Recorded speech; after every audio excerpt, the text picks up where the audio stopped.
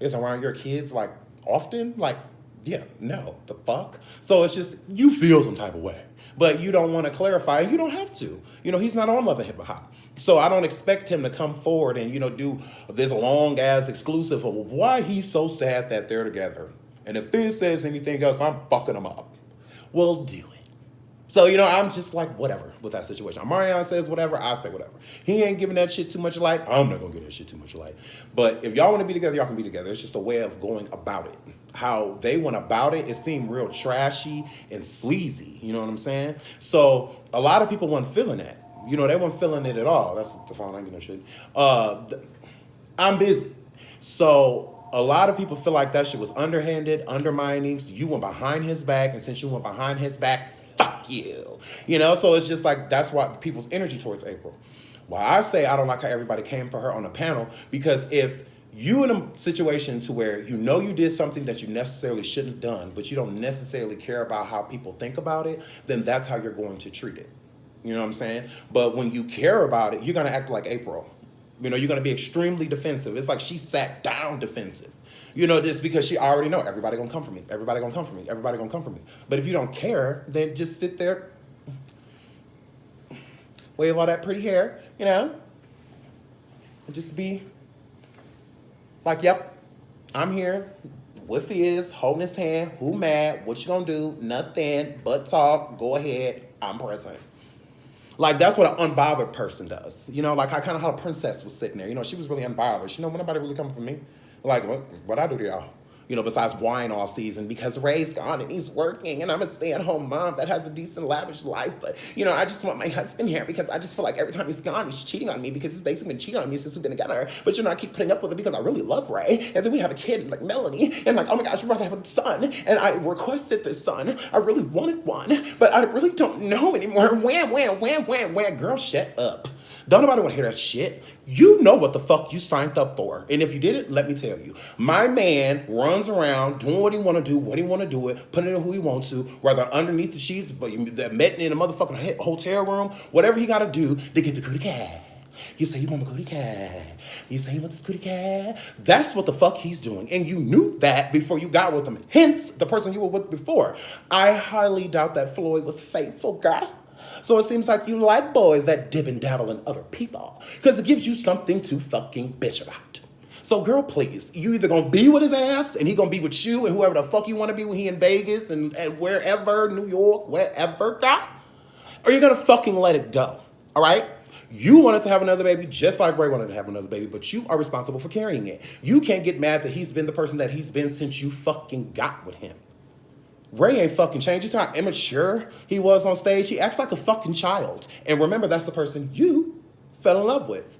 That's the person you keep letting dog you, if you say so much. Because there's plenty of females out here that's willing to take your spot. And when you come forward and you say the stupid shit that you say out of your mouth that needs to stay in your home, instead of on lives, by Ashy, instead of on lives, you would have to worry about that type of shit. People say Ray J's fake because he don't approach situations that Princess brings to the forefront. No, that is my marriage. It's personal, and I don't have to let you in. Ain't no fucking camera around me right now, bro. So when they went through all that shit at that hotel and all of that shit, that was none of our business. Yet, Princess made it a point to make it. So, we gonna talk about it. And you're gonna look bad, and we're gonna let you. So, I mean, let me get off her, because she gets on my nerves. So, let's get to Nina Parker.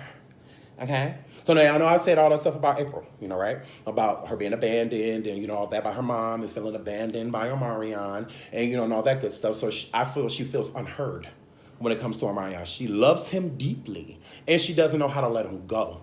So it's like she's just traveling with her eyes closed.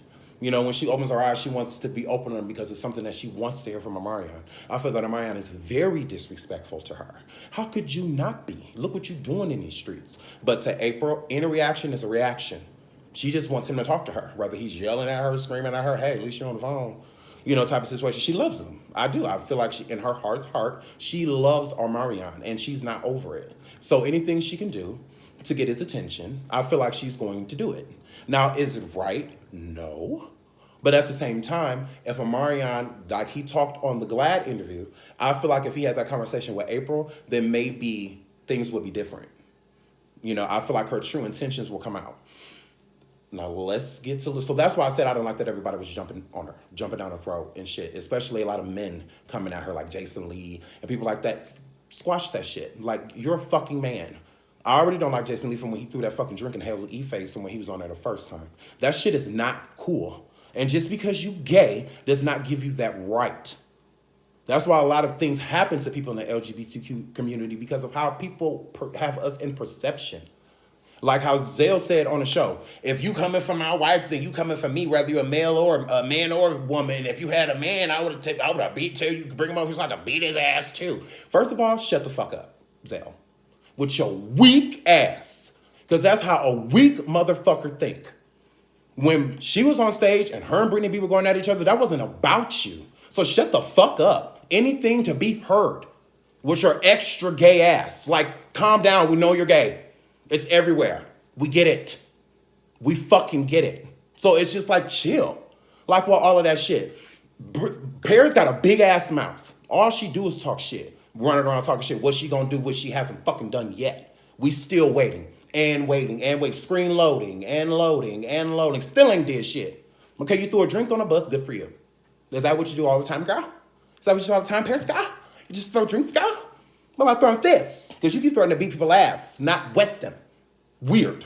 So, Paris got a big ass mouth, and she's a fucking bully. So she can speak for her own. She don't need you, player. Chill out. She don't need you. Now, I see if it was a difference between she was more passive, and she wasn't somebody that really spoke much. So it's like, well, I know my friend ain't gonna say it, so I'm gonna say it for her type of situation. You can't get her to shut the fuck up. You can put your hand over her mouth, and she'll still be fucking talking. So it's just like, she doesn't need anybody to defend her. Cut it. So, I had a problem with that. I don't like that type of shit, yo. I don't like that. Oh, if you got a problem with her, you got a problem with me. As a male, I get it. Any man in the room that had a problem with Paris that say anything to Paris, hell yeah, you talking to me. Like, I like when he called Fizz out on stage. But, when he did have to say what he had to say, like, April, calm down before I beat your man ass. So, like, I like that. I like that energy because you're keeping it on the dude. But you're also acknowledging April, and you didn't necessarily disrespect her. Like, chill, y'all too close to be talking all that shit. You ain't down the street. You're about a foot away. It ain't nothing. So chill. So it's like, I get it. Fizz is a bitch for letting Zale come at him like that. He a bitch for letting Jason Lee come at him like that. And the thing about the whole Zale thing, that's not the first time. On a live, Zale said that when they was in Vegas and he took that picture of April and Fizz in bed, he said that he called Fizz out that day. Fizz didn't want no smoke.